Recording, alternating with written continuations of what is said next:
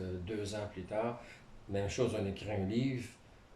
Il y a la vie de tous les jours, les petits-enfants, les visites, etc.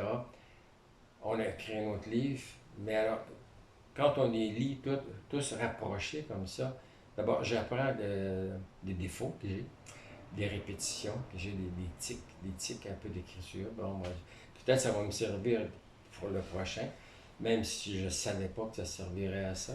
Mais c'est très intéressant de faire ça. C'est plein de renseignements. Et là, je m'aperçois à quel point il y a des détails, quand je vous disais que si on enlevait ce qui est vrai dans mes livres, il ne resterait pas grand-chose.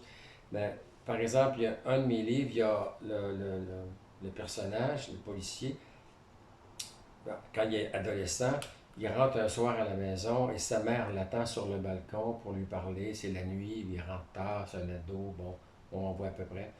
Ben, cette conversation-là, moi, je l'ai eue avec ma mère. Naturellement, mon personnage dit pas la même chose mais que j'ai dit. Ma mère non plus, sa mère non plus.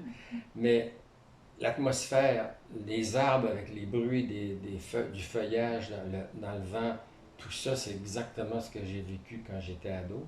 Et l'atmosphère de cette conversation-là, c'est la mienne, mais elle est transposée.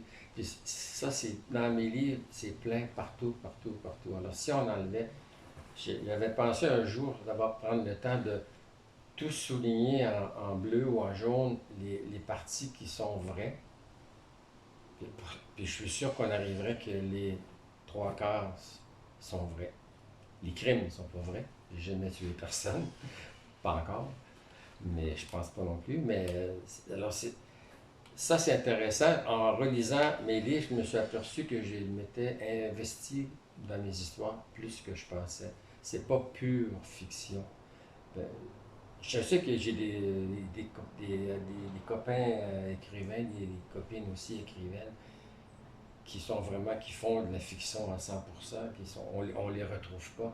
Mais moi, on me retrouve presque à toutes les pages. C'est pas de l'autofiction, c'est juste je donne à mes personnages ou à l'atmosphère ce que j'ai vécu.